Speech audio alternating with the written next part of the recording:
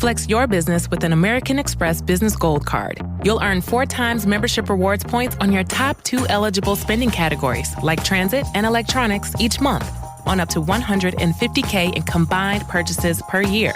Plus, you can now earn 3 times membership rewards points on flights and prepaid hotels booked on AmexTravel.com. Terms and points cap apply. Learn more at AmericanExpress.com/business-gold. Amex Business Gold, built for business by American Express. Hi, this is Debbie, your Blinds.com design consultant. Oh, wow. A real person. Yep, I am here to help you with everything, from selecting the perfect window treatments to... Well, I've got a complicated project. Oh, not a problem. I can even schedule a professional measure and install. We can also send you samples, fast and free. I just might have to do more. Oh, okay. So the first room we're looking at is for guests. Shop Blinds.com now and get up to 40% off with minimum purchase. Blinds.com. Rules and restrictions may apply. This is Optimal Health Daily. Upper Crossed Syndrome, Why You Need to Fix This Before It's Too Late, by Riley Pearce. And How Much Protein Do You Really Need as You Age, by Ashley Laurie, both of freeformfitness.ca. And I'm Dr. Neil, your host and narrator. Hey there, welcome to another Saturday edition of Optimal Health Daily. This is just one of a bunch of podcasts where we read to you from blogs for free so that you don't have to read them yourself. Now on Fridays, like yesterday, I do something a little different. I answer your questions. Oh, and don't forget, we have a bunch of other shows where we narrate blogs for you. Just search for Optimal Living Daily wherever you're hearing this. Now today, I have 2 posts for you, and I usually do this when the posts are a bit on the shorter side. You've probably come to expect this show will last, about 10 minutes or so, but when the posts are extra short, this would only last maybe 5 minutes. So on those days, I like to read you 2 posts to really make sure we get the most out of our time together. So with that, let's get right to them and start optimizing your life. Upper Crossed Syndrome, Why You Need to Fix This Before It's Too Late, by Riley Pearce of freeformfitness.ca. You may have accepted the fact that your neck and shoulders are sore. You sit at a desk at work all day, and the aches and pains are just part of aging, right? Wrong. Those aches and pains are likely caused by something known as Upper Crossed Syndrome, or UCS. In the following article, we'll break down what Upper Crossed Syndrome is, how it could impact your health in the long term, and of course, we provide you with ways to correct it. Keep listening to learn more. What is Upper Crossed Syndrome? The human body was made to adapt. It's always finding ways to conserve energy by adapting to training, changes in the environment, and changes to our daily routines. Working at a desk for 7 to 9 hours out of your day is one of these routines that the body adapts to. Unfortunately, the adaptations have negative consequences for your shoulder health, among other things.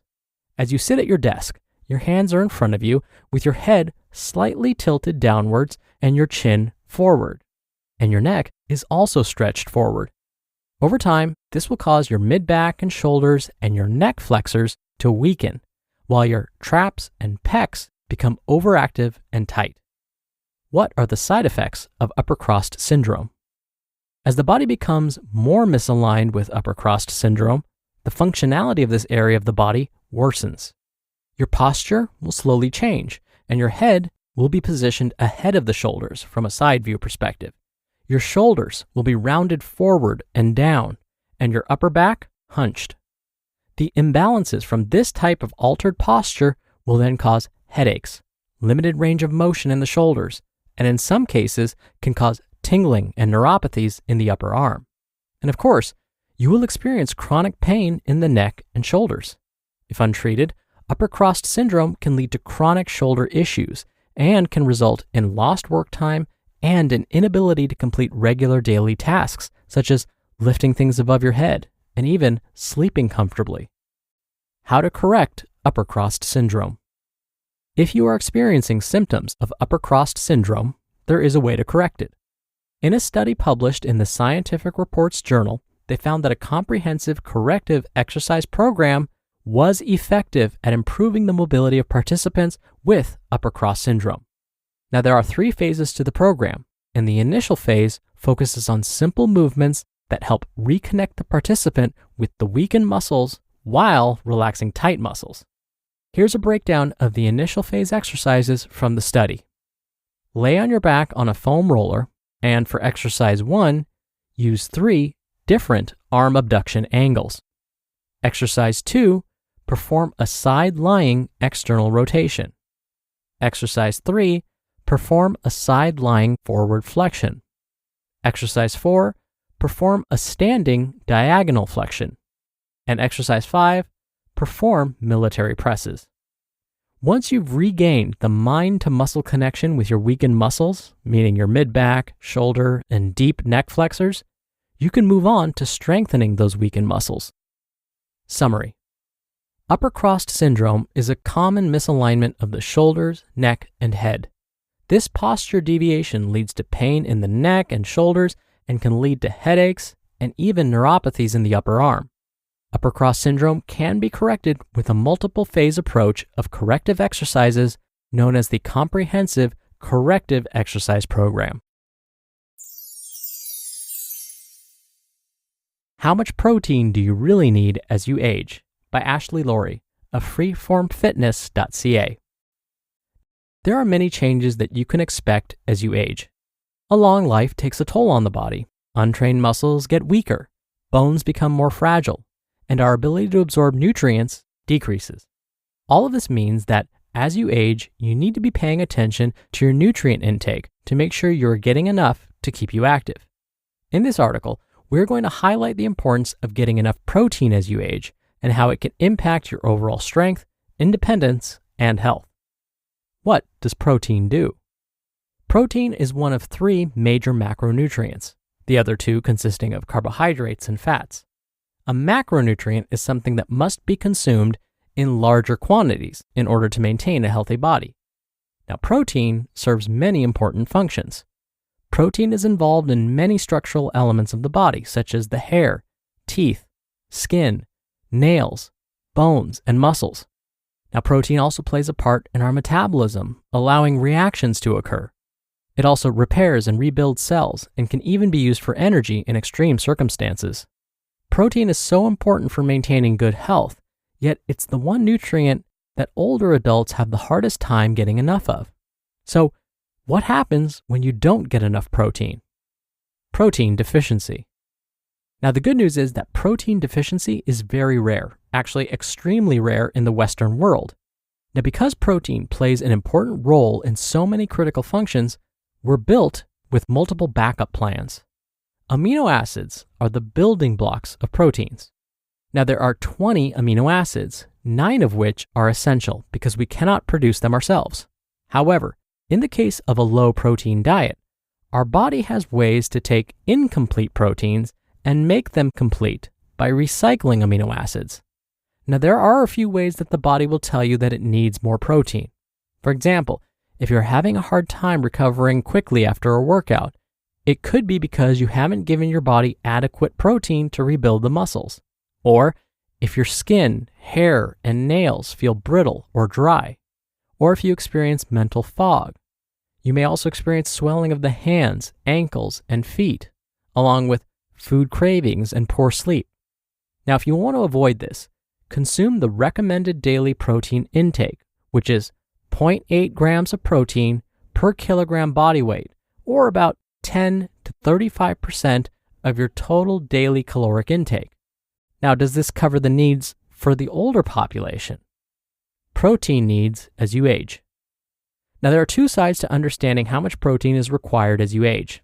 The first is that your body is going to get rid of energy-expensive tissues first.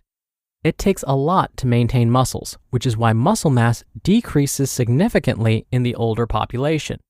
In order to maintain muscle mass, you have to be eating adequate protein. Now, the other side of this is, if you continue to do resistance training as you age, which is highly encouraged, you will need more protein to fuel the recovery process after your workouts. So, how much do you need? Now, in a small study of 10 participants, researchers found that the decrease in nitrogen excretion in urine and the decrease in mid-thigh size could possibly mean that the 0.8 grams of protein per kilogram of body weight per day may not be enough for older adults. In a slightly larger study of 29 participants, researchers tested the adequacy of protein and the efficacy of lower body versus full body resistance training.